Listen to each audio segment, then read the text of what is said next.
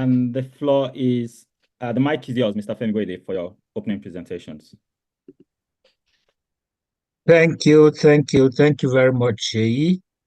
And let's see how versatile or unversatile I have become as I try to bring up the presentation. Let me tender an apology right beforehand. I have 12 slides here that would take anything from 30 minutes to 3 hours. So I'm just going to try to run through all of this in 10 minutes because we have very erudite speakers and practitioners, especially here. And I can already see that the chat box is growing vibrant. People have a lot to say. So I just speak straight to the slides. Of course, I'm just the one to prompt the discussion. So mine is just more or less like an energizer. So let's go. Nigeria's agricultural sector is connected to its economic growth. Can you make it provides? Sorry. Thank you.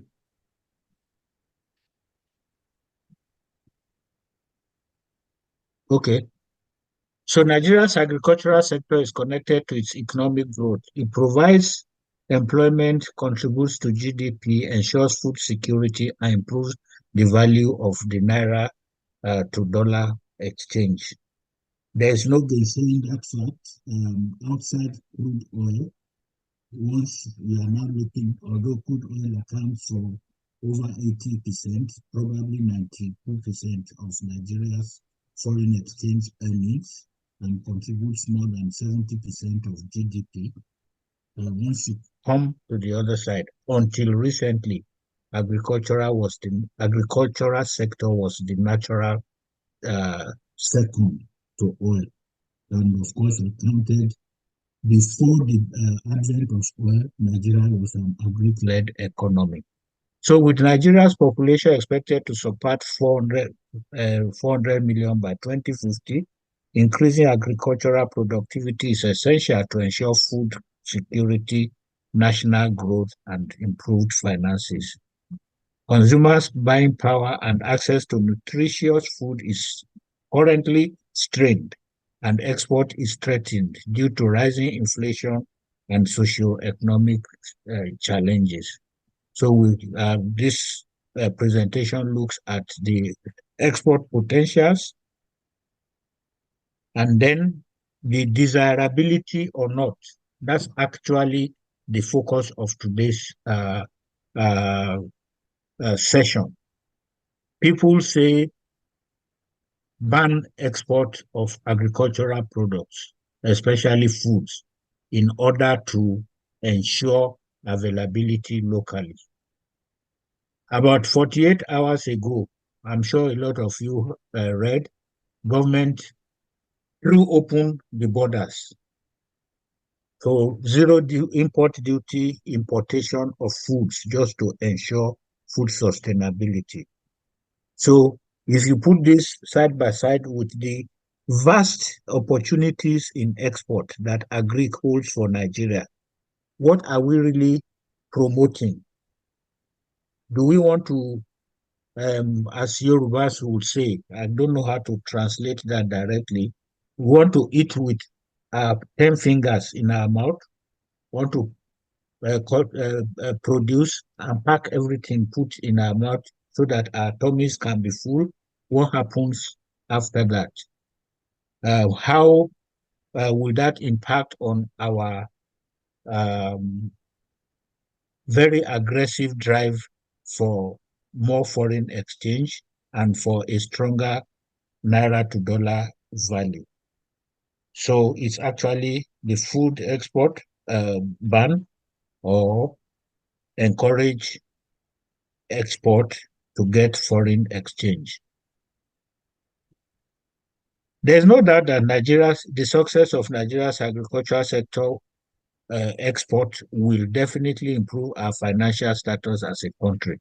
But for this to happen, We must be able to develop value chains for products, meet international quality standards, diversify export markets beyond oil.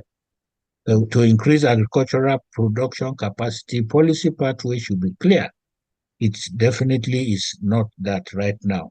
Agricultural mechanization is a must, especially confronted with the banditry, the kidnapping, the I've forgotten the title of that James Hadley says, okay, want to stay alive. The Poctoholo concept, where farmers are now made to contribute um, ransom in advance.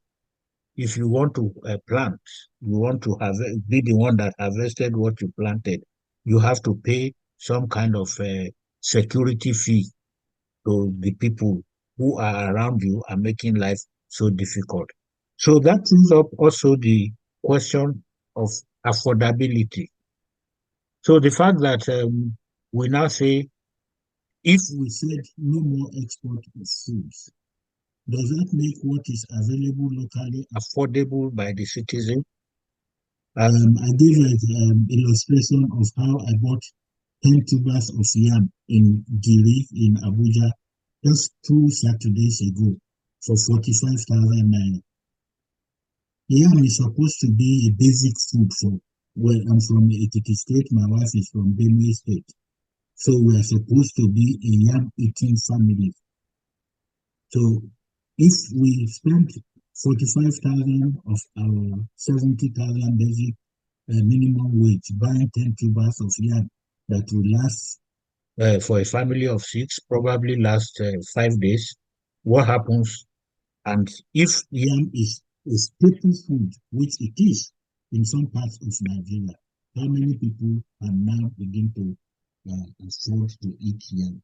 So these are the things that our speakers will help us to be looking at today. So we try to take some case studies. In Gambia, very near us there, Gambia is a West African country that has less than 3 million population. There is a company there that has been in agricultural production since 1972. They have adopted greenhouse agriculture. They produce bell pepper, they produce rodo, tatase, some cucumber. 97% of what they produce is exported. And that is not exported is just because they fail the international quality standards. Maybe the fruits are smaller than expected. Maybe the colors don't come out uniform. 3% is sold locally. That has not stopped Gambia from exporting. Ghana not only exports yam, Ghana took a deliberate approach at exporting yam. And therefore, if you go to North America, here in Canada, of course, go to the US, when you see yam in the African store, it is packed in cartons, fresh yam, produce of Ghana. Some of this yam is actually uh, shipped or transported from Nigeria through the borders, Ogoja and what have you, so that they are now put in cartons and sent out. It's because Ghana did what it needs to do. And this is part of the engagement that I think we should be having with NAFDAC. So, export activity, you can have export-oriented agriculture. And that's where I came up in some of the later parts of this presentation. Export production village is a concept developed by the International Trade Center as far back. International Trade Center is a UN agency for global trade. So it's as far back as 1992, 1993, the ITC has been pushing for export production villages that could actually allow us to develop agricultural sector to produce something specifically for export. KLM comes to Accra every day, flies out of Accra It's not because there is so many passengers. It's because an investor, and I might shock you to let you know that this investor is actually a Nigerian, went to Ghana, acquired 40 hectares of land to produce pineapple. So they ship pineapple out, fresh pineapple, on a daily basis. That's a big business for KLM, Royal Dutch Airlines. That's what they come to Accra to take to the Netherlands. So this is a deliberate export production. And I'm of the opinion that these are things that can be done in Nigeria. Of course, on the domestic front, nobody says that we should export and not eat. We need to be careful about the bust cycle in agriculture. Sorry, bust there should be BURST, where you see that when the farmer produces and the market cannot take it, in this case, because of affordability, farmers may be discouraged from going back to the farm next season. Or if they go back, they won't be planting the same thing. So we need to be careful about this because boom bust cycles are influenced by a combination of economic, environmental, and political factors that create volatility. And when there is volatility, there is no sustainability. So, like I said, mine is just to kickstart the discussion. And I had mentioned the creation of export production villages. The current president of the African Development Bank Group, Dr. Akumi Adesina, when he was Minister of Agriculture, he developed a very comprehensive strategy to catalyze, to aggressively increase agricultural production in Nigeria, including the export component of it. Was presented to Federal Executive Council as ATA, Agriculture Transformation Agenda. And I don't know, Dr. Akiumi has a very extremely imposing credential. I'm laughing because I wanted to draw an analogy with the profile of Jacqueline Yao. And so really have this kind of impressive and intimidating. So I don't know, but I believe that the ATA is actually one of those compelling strategies that anybody would want the person who would want this to run.